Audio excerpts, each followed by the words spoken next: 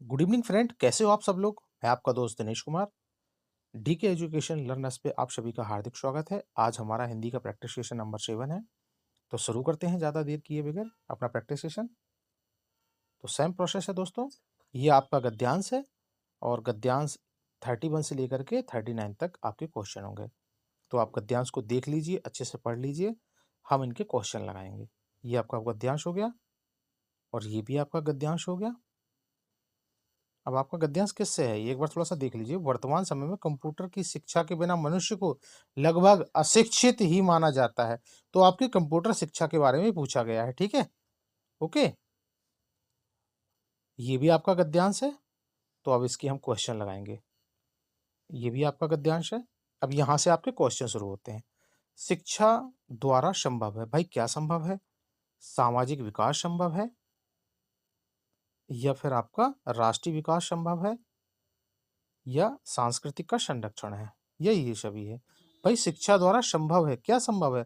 गद्यांश के अकॉर्डिंग आपको क्वेश्चन देना है तो ऑप्शन नंबर 4, भाई ऑल ऑफ दिस, ये सारी की सारी चीज संभव है। ओके, क्वेश्चन नंबर 32, व्यावसायिक शिक्षा से किसका समाधान संभव है। राजनीतिक समस्या का, वैज्ञानिक समस्या का, आर्थिक समस्या का, या ये सभी का। तो अकॉर्डिंग फॉर गद्यांश क्या होगा 32 का राइट आंसर, बताइए मेरे प्यारे साथियों। अरे भाई, option number third, according for गद्यांश आर्थिक समस्या। Option number third is right answer. Question number 33, किसके बिना आर्थिक सफलता प्राप्त नहीं की जा सकती। पुस्तक के बिना, दूरदर्शन के बिना, संचार साधन के बिना, या शिक्षा के बिना। अकॉर्डिंग फॉर गद्यांश क्या होगा दोस्तों राइट आंसर, आप लोगों ने पढ़ा होगा, भाई शिक्षा के बिना। Okay, option number fourth is right answer. Question number 34, व्यावसायिक शिक्षा को प्रोत्साहन देने के लिए क्या किया जाना चाहिए। भाई शिक्षा को व्यावसायिक पाठ्यक्रम में स्थान दिया जाना चाहिए। शिक्षकों को व्यावसायिक पाठ्यक्रम के बारे में जानकारी दी जाए। पारंपरिक शिक्षा की अवहेलना की जाए। पाठ्यक्रमों एवं उद्योग धंधों के बीच तालमेल बैठाया जाए। तो बताइए दोस्तों क्या होगा क्वेश्चन नंबर 34 का राइट आंसर। अरे भाई, अकॉर्डिंग फॉर गद्यांश ऑप्शन नंबर 4 होगा राइट आंसर। पाठ्यक्रमों एवं उद्योग धंधों के बीच तालमेल बैठाया जाए, option number 4 is right answer. Okay, प्रस्तुत गद्यांश का सर्वाधिक उपयुक्त शीर्षक निम्नलिखित में से क्या होगा। तो दोस्तों आप लोगों ने पढ़ा होगा इसको। कंप्यूटर शिक्षा होगी, व्यावसायिक शिक्षा की, विज्ञान की शिक्षा की, या शिक्षा का महत्व। तो क्या होगा दोस्तों 35 का राइट आंसर, किसके बारे में बताया गया है। भाई 35 क्वेश्चन का राइट आंसर क्या है और गद्यांश में क्या बताया गया है, ऑप्शन नंबर 2। भाई व्यावसायिक शिक्षा के बारे में भी तो बात की गई है ना। ओके, क्वेश्चन नंबर 36, कार्य कुशल में कौन सा समास है। देखिए अब आपका ये पूर्व ज्ञान आपको काम आएगा। भाई कार्य कुशल में कौन सा समास है। द्विगु समास है, कर्मधारय समास है, बहुब्रीहि समास है, या तत्पुरुष समास है। तो बताइए भाभी शिक्षक शिक्षिकाओं क्या होगा, कौन सा समास है। क्वेश्चन नंबर 36 का, अरे तत्पुरुष समास है। भाई क्यों होगा तत्पुरुष समास, इसके बारे में आप लोग मुझे कमेंट में बताओगे। भाई क्या वो पूर्व पद प्रधान है, उत्तर पद प्रधान है, या दोनों पद प्रधान है, कौन सा होता है तत्पुरुष समास का, क्या नियम है। ओके, क्वेश्चन नंबर 37, व्यवसायिक की तरह कौन सा विश्लेषण शब्द प्रस्तुत गद्यांश में प्रयुक्त नहीं है। चलिए भाई, अंशकालिक है, पूर्वकालिक है, आर्थिक है, या शैक्षणिक है। तो क्या होगा दोस्तों क्वेश्चन नंबर 37 का राइट आंसर, ऑप्शन नंबर 1 अंशकालिक। Okay, option number 1 is right answer. Question number 38, संरक्षण का संधि विकसित कीजिए। चलिए भाई, ये भी आपका पूर्व पूर्व ज्ञान ही आपका काम देगा। समधन रक्षण, समधन रक्षण, समाधन रक्षण क्षण, समधन क्षण। तो क्या होगा दोस्तों 38 का राइट आंसर, बताइए। भाई संरक्षण का संधि विच्छेद होगा समधन रक्षण, option number 2 is right answer. आपका संरक्षण हो जाएगा। अब कौन सी संधि है ये और बताइएगा कमेंट बॉक्स में। ओके, क्वेश्चन नंबर 39, कृषि संबंधी पाठ्यक्रम के अंतर्गत नहीं है। अकॉर्डिंग फॉर गद्यांश, घरेलू उद्योग, मधुमक्खी पालन, फूलों की खेती, या मशरूम उत्पादन। तो क्या है भाई अकॉर्डिंग फॉर गद्यांश राइट आंसर क्या होगा, घरेलू उद्योग, option number 1 is right answer. Okay, अब आपके यहाँ से पद्यांश शुरू होते हैं और ये क्वेश्चन सीरीज होगी 40 से लेके 45 तक। चलिए इस पद्यांश को हम पढ़ते हैं। मनमोहिनी प्रकृति की गोद में जो बसा है, सुख स्वर्ग सा जहां है, वह देश कौन सा है? जिसके चरण निरंतर रत्नेश धो रहा है, जिसका मुकुट हिमालय, यह वह देश कौन सा है?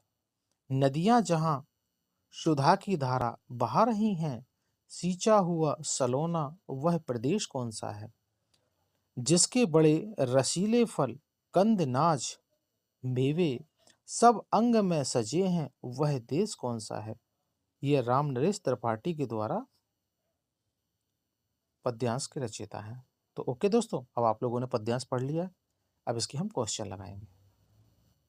क्वेश्चन नंबर 40, कवि के अनुसार रत्नेश किसको कहा गया है? बताइए दोस्तों। भाई रत्नेश कौन है? रतन को कहा है, इंद्र को कहा है, सागर को कहा है, वर्षा जल को कहा गया है। अरे भाई इसमें आपका पूर्व ज्ञान भी तो काम देगा। रत्नेश किसको कहा गया है अकॉर्डिंग फॉर पद्यांश? तो क्या होगा राइट आंसर मेरे दोस्तों? ऑप्शन नंबर थर्ड, सागर। रत्नेश, रत्नेश सागर को कहा जाता है और सागर का पर्यायवाची भी रत्नेश है। Okay, option number third is right answer.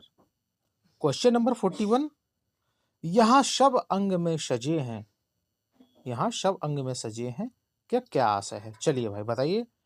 Option number 1, शरीर के प्रत्येक भाग में सजे हैं, देश के प्रत्येक भूभाग में सजे हैं, अंग अंग में सजे हैं, या उपरोक्त में से कोई नहीं। तो बताइए दोस्तों क्या होगा क्वेश्चन नंबर 41 का राइट आंसर? बिल्कुल एब्सोल्युटली करेक्ट, आप लोगों ने सही पढ़ा है। देश के प्रत्येक भूभाग में सजे हैं, option number 2 is right answer. Question number 42, मुकुट रूपी क्या है? चलिए भाई बताइए। क्या स्वर्ग है, मनमोहक प्राकृतिक है, या रतन जड़ित भूभाग है, या हिमालय है? अरे भाई कौन है मुकुट रूपी? अरे आप लोगों ने पढ़ा भी तो होगा। ऑप्शन नंबर 4 हिमालय है, मुकुट रूपी हिमालय है। Okay, option number 4 is right answer. Question number 43, सुधा शब्द का पर्यायवाची बताइए दोस्तों। अपने पूर्व ज्ञान के हिसाब से इसका आंसर दीजिएगा। सुधा यानी क्या होता? मेघ होता है, सुधांशु होता है, मधु होता है, या सौम होता है? तो बताइए मेरे शिक्षक शिक्षिकाओं क्या होगा राइट आंसर 43 का? बताइए। ऑप्शन नंबर थर्ड, सुधा यानी मधु, option number third is right answer. रसीले में प्रत्यय, क्वेश्चन नंबर 44, रसीले में कौन सा प्रत्यय है? रस प्रत्यय है, ईले प्रत्यय है, ले प्रत्यय है, या रा प्रत्यय है? तो बताइए। ये अपने पूर्व ज्ञान से आपको आंसर देना है। रसीले प्रत्यय कहाँ लगते हैं? प्रत्यय तो पीछे लगते हैं। वाक्यांश के पीछे जोड़ने वाले शब्दों को प्रत्यय कहा जाता है ना? तो ये तो बेसिक आपको पता ही होगा। तो रसीले कौन से प्रत्यय लगा है? ईले प्रत्यय लगा है ना, option number 2 is right answer. भाई फ्री के नंबर होते हैं ये गद्यांश पद्यांश के, आपके 15 नंबर फ्री के हैं। बटोर लो वैसे, इसको छोड़ना नहीं है।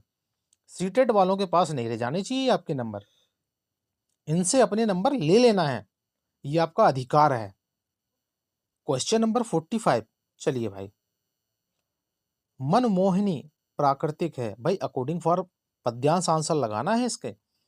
वह दृश्य जिसे भूला नहीं जा रहा, मन को मोह लेने वाली प्राकृतिक आकर्षक जहान, सुख स्वर्ग से संपन्न। मनमोहिनी प्रकृति, बताइए क्या होगा क्वेश्चन नंबर 45 का राइट आंसर? बताओ मेरी चीतों। अरे भाई ये आपके पूर्व ज्ञान से भी आंसर लगा सकते थे। वह चीज जो मन को मोह लेने वाली होती है, कौन होती है भाई? आपकी प्राकृतिक, कि दूसरी भी होती है मनमोहिनी? क्या कह रहा हूं मैं, समझ में आ गया? चलो चलो अभी इसी पे रहने दो आंसर, ऑप्शन नंबर 2 ही ठीक है। ओके, क्वेश्चन नंबर 46 क्या कह रहा है दोस्तों आपका? अरे पठित अंश पर प्रश्नों का निर्माण करवाने से, चलिए भाई क्या कह रहा है भाई ये आपका क्वेश्चन? पठित अंश पर प्रश्नों का निर्माण करवाने से, अरे बच्चों की पढ़कर समझने की योग्यता का आकलन प्रश्न पत्र बनाने में आसानी होती है, प्रश्न बैंक तैयार हो जाता है जिसका उपयोग प्रश्न पत्र बनान या बनाने में किया जाता है, बच्चों की ऊर्जा समय व्यर्थ चला जाता है। तो बताइए भाई पठित अंश पर प्रश्नों का निर्माण करवाने में क्या होगा क्वेश्चन नंबर 46 का राइट आंसर? बताइए। अरे भाई ऑप्शन नंबर 1 होगा, बच्चों की पढ़कर समझने की योग्यता का आकलन होगा, option number 1 is right answer. आगे मजा क्वेश्चन में, बहुत प्यारा क्वेश्चन था ये। क्वेश्चन नंबर 47, क्या कह रहा है दोस्तों आपका 47? पढ़िए जरा, इसको छोड़ना क्यों है? शब्दों के अर्थ स्पष्ट करने की अपेक्षाकृत ज्यादा बेहतर पद्धति है। कौन सी पद्धति है? शिक्षक द्वारा स्वयं अर्थ स्पष्ट करना, वाक्य प्रयोग द्वारा बच्चों को अर्थ का अनुमान लगाने का अवसर देना, ये पॉजिटिव लग रहा है अवसर। शब्दकोश देखना या देखन, शब्दों की व्याख्या करना। तो बताइए मेरे प्यारे साथियों, क्या होगा क्वेश्चन नंबर 47 का राइट आंसर? बताइए, अपना आकलन स्वयं कीजिए। बस ऑप्शन नंबर 2 होगा भाई। अरे, वाक्य प्रयोग द्वारा बच्चों को अर्थ का अनुमान लगाने का अवसर देना, ये आपका पॉजिटिव टैग वर्ड मिला ना। पॉजिटिव टैग वर्ड के साथ साथ पूरे सेंटेंस को अच्छे से पढ़ लिया करो। कभी कभी पॉजिटिव टैग वर्ड देकर के सेंटेंस के अंदर में निगेटिव शब्द डाल देता है या निगेटिव वाक्य बना देता है। ओके, तो option number 2 is right answer. समझ में आ गया होगा आप लोगों को। क्वेश्चन नंबर 48, व्याकरण के शिक्षण अधिगम के लिए कौन सा तरीका आदर्श होगा? चलिए भाई, सहज भाव से चल रहे विमर्श में व्याकरणिक नियमों को प्रस्तुत करना और विद्यार्थियों को उन्हें पहचानने के अवसर देना, पॉजिटिव लग रहा है भाई ये तो। विद्यार्थियों को पहले नियम बताना और फिर विस्तृत व्याख्या करना, फिर गतिविधि करवाना, आगमन निगमन विधि के बारे में बता रहा है ये। ऑप्शन नंबर 2, वाक्यों में नियम संरचित कर जितना अधिक संभव हो सके अभ्यास करवाना।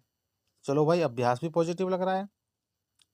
और चौथा क्या कह रहा है? नियम बताना और शिक्षार्थियों को नियम याद करने के लिए, रट्टा लगवाने के लिए मदद करना। काट दो भाई इसको तो। अब आपके पास बचे हुए हैं 3 ऑप्शन। तो क्या होगा राइट आंसर? व्याकरण के शिक्षण अधिगम के लिए कौन सा तरीका सबसे अच्छा आदर्श होता है? तो क्या होगा भाई? ऑप्शन नंबर 1 होगा। सहज भाव से चल रहे विमर्श में, देखो कितना प्यारा आंसर दे रखा है, सहज भाव में, बिल्कुल सिंपल भाव में चल रहे विमर्श में व्याकरणिक नियमों को प्रस्तुत करना और शिक्षार्थियों को उन्हें पहचानने के अवसर देना। समझ में आ गया भाई? बहुत आईएमपी क्वेश्चन है ये, आईएमपी छपने वाले क्वेश्चन है दोस्तों। समझ में आ गया आप लोगों को? चले आगे। क्वेश्चन नंबर 49, एक विद्यार्थी कक्षा में अपने अध्यापक की बात को ध्यानपूर्वक सुनता है या सुनती है और अगले दिन प्रदत्त या कार्य पूरा करने के लिए अध्यापक की बातों के मुख्य बिंदु लिखती भी है। इस प्रकार के श्रवण को क्या कहा जाएगा? तो भाई ये श्रवण कौशल को कहा जा रहा है। विस्तृत श्रवण, शीर्ष पाद मॉडल, अकादमिक श्रवण या गहन श्रवण। तो बताइए दोस्तों, क्या होगा 49 का राइट आंसर? अरे भाई, वो ध्यान से सुन रही है, बिंदुओं को नोट कर रही है, तो वो गहन श्रवण होगा ना, गंभीरता के साथ सुन रही है ना। Option number 4 is right answer. समझ में आ गया आप लोगों को? क्वेश्चन नंबर 50, बहुसांस्कृतिक पृष्ठभूमि वाली कक्षा में भाषा शिक्षक को क्या करना चाहिए? चलिए भाई, मौखिक कौशलों पर बल देना चाहिए, क्या इससे काम चल जाएगा? अभिव्यक्तात्मक कौशलों पर बल देना चाहिए, परस्पर बातचीत करने का अधिकारिक या अधिक अवसर देना चाहिए, या बच्चों को मानक भाषा प्रयोग के लिए ही कहना चाहिए। तो क्या कह रहा है आपका क्वेश्चन नंबर 50? समझ में आया? अरे, बहुत सांस्कृतिक वाले आपके पास बच्चे हैं आपकी क्लास में, पृष्ठभूमि से आने वाले। ठीक है, आप एक भाषा शिक्षक होने के नाते आपको क्या करना चाहिए, बस ये बता दो भाई। अरे, आप लोग यही तो काम करोगे ना, परस्पर बातचीत करने का अधिक अवसर देना चाहिए। भाई जिससे क्या होगा?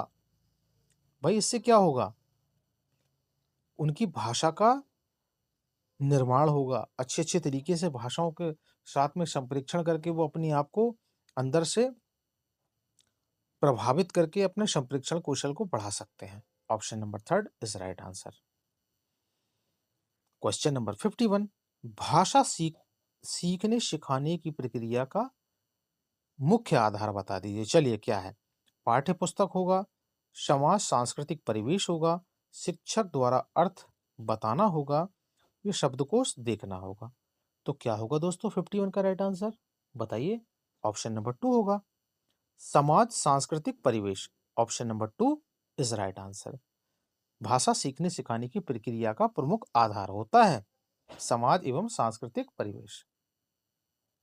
क्वेश्चन नंबर 52, पाठ्य पुस्तक भाषा शिक्षण में मुख्यतः क्या सहायता करती है? भाई व्याकरणिक नियमों को रट्टा लगवा के कंठस्थ कराती है, भाषा की विभिन्न छटाएं प्रस्तुत करती है, बच्चों का आकलन करती है, बच्चों को विभिन्न पर्वों की जानकारी देती है। तो बताइए दोस्तों, क्या होगा क्वेश्चन नंबर 52 का right answer? Yes, option number 2।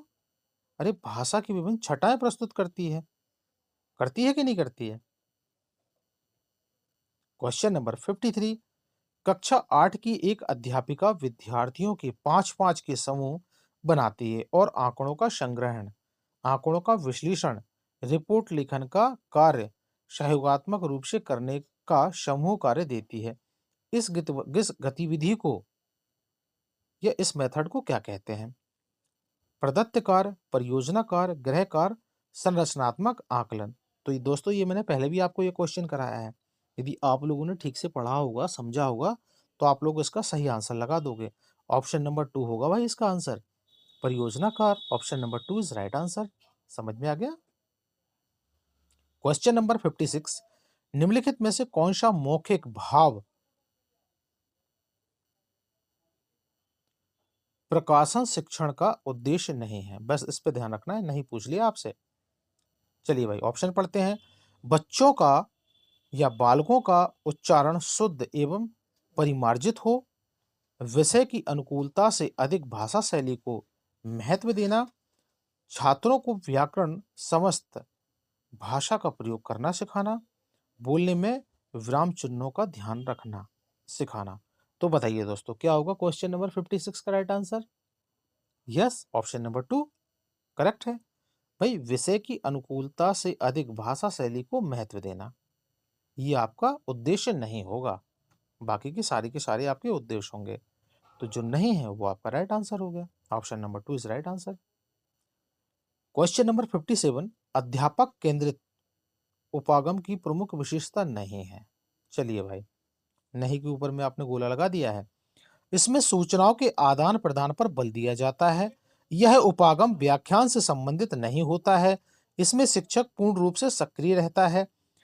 इसमें शिक्षण अधिगम वातावरण पूरी तरह से औपचारिक होता है। तो बताइए दोस्तों, क्या होगा राइट आंसर क्वेश्चन नंबर 57 का? बताइए क्या होगा? Yes, option number 2। भाई प्रमुख विशेषता नहीं है, यह उपागम व्याख्या से संबंधित नहीं है, बिल्कुल बात गलत है भाई, जबकि ये व्याख्या से संबंधित है। तो option number 2 is right answer. Question number 58, नवाचार के अंतर्गत शिक्षण के लिए कुछ और अपनाया जा सकता है। भाई क्या तरीका होगा? पारंपरिक या सामान्य, पुराना या उपयोगी, नया या उपयोगी, पुराना या सामान्य। तो क्या होगा दोस्तों? ये नया क्वेश्चन है आपके लिए। क्या होगा? नवाचार के अंतर्गत शिक्षण के लिए और कुछ और अपनाया जाता है, नया और उपयोगी। ऑप्शन नंबर 3, ये आपके अंडरस्टैंडिंग बेस पे भी क्वेश्चन था। Option number 3 is right answer. Okay. Question number 59, कथन 1 तथा 2 पर विचार करें। चलिए भाई विचार करते हैं अब इस पे। शिक्षक को भाषा कक्षा में यथासंभव मौन रहना चाहिए और शिक्षार्थियों को यथासंभव अधिक से अधिक भाषा का प्रयोग करने के लिए प्रोत्साहित किया जाना चाहिए। क्या बात ठीक लग रही है? चलो दूसरा ऑप्शन भी पढ़ते हैं इसका, क्या कह रहा है? ऑप्शन नंबर 2 कह रहा है, बताइए। उचित उच्चारण सीखने के लिए रंगीन चार्ट और रंगीन व्यंजन छड़ का उपयोग किया जाना चाहिए। अब उपयुक्त अवधारणा क्या दर्शाती हैं? ऑप्शन नंबर 1 उद्दीपक कोश, ऑप्शन नंबर 2 मौन तरीका, ऑप्शन नंबर 3 कोश विषयक उपागम, ऑप्शन नंबर 4 प्राकृतिक उपागम। तो बताइए दोस्तों, क्या होगा क्वेश्चन नंबर 59 का राइट आंसर? यस भाई, अध्यापक क्या है? मौन है ना, चुपचाप ही तो है ना। अरे तो option number 2 is right answer. Okay, समझ में आया? इस टेस्ट का आपका आखिरी क्वेश्चन है दोस्तों, ये क्वेश्चन नंबर 60, भाषा अर्जन और भाषा अधिगम में महत्वपूर्ण अंतर है। चलिए भाई, भाषा अर्जन और भाषा अधिगम में अंतर पूछा है। भाषा की पाठ्यपुस्तक का, भाषा सीखने सिखाने की पद्धति का, भाषिक परिवेश की उपलब्धता का, भाषा का कठिनाई स्तर। तो बताइए दोस्तों, क्या होगा क्वेश्चन नंबर 60 का राइट आंसर? अरे भाई सिंपल सा है, भाषा अर्जन और भाषा अधिगम में क्या महत्वपूर्ण अंतर क्या है? भाषा सीखने और सिखाने की पद्धति का ही तो है ना। Option number 2 is right answer. भाई कोई इतनी बड़ी तोप थोड़ी थी ये। बिल्कुल सिंपल सा क्वेश्चन था, थोड़ा सा घुमाया था, लेकिन आप लोगों ने पकड़ लिया होगा। Option number 2 is right answer. अब ये अपना प्रैक्टिस 7 नंबर टेस्ट कंप्लीट होता है, तो मिलते हैं अगली क्लास में प्रैक्टिस सेशन नंबर 8 के साथ। आई होप यू आप लोगों को ये सीरीज काफ़ी अच्छी लगी होगी। तो एक अपने सर के लिए गुरुदक्षिणा समझ के एक लाइक सब्सक्राइब कमेंट जरूर करें। तो मिलते हैं अगले प्रैक्टिस सेशन में, तब तक अपना ध्यान रखिए, अपनी तैयारी को मजबूत करिए। जय हिंद, वंदे मातरम।